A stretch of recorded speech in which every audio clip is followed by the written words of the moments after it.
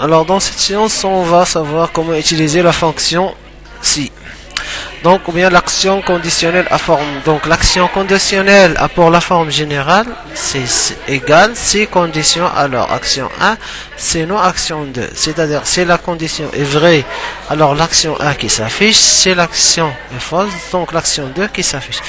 Mais dans l'Excel, il a sous la forme égale si on ouvre la parenthèse condition, point virgule action 1, point virgule action 2. Par exemple, ici, on va calculer, on va savoir quelles sont les personnes qui ont versé plus que 50 dirhams.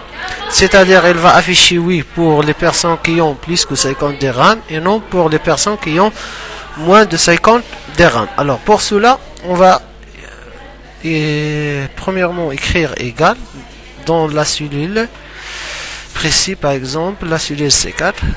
Alors, la fonction si, ouvrez la parenthèse, sélectionnez B4 supérieur à 50, point virgule, oui, entre guillemets, point virgule,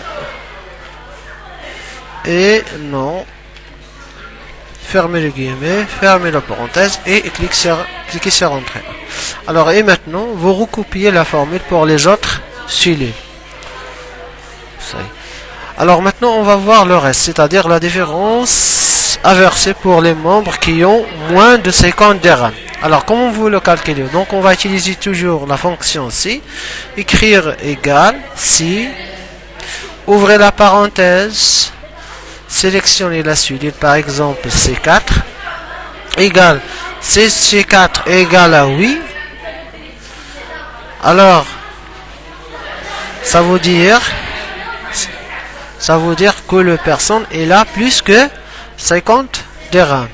Ou bien il a versé plus que 50 dirhams. Donc le reste va être 0. Sinon, c'est-à-dire le montant versé il est moins de 50 dirhams, donc elle va faire 50 moins le montant versé, ou bien le total versé. On ferme la parenthèse, on clique sur Entrée.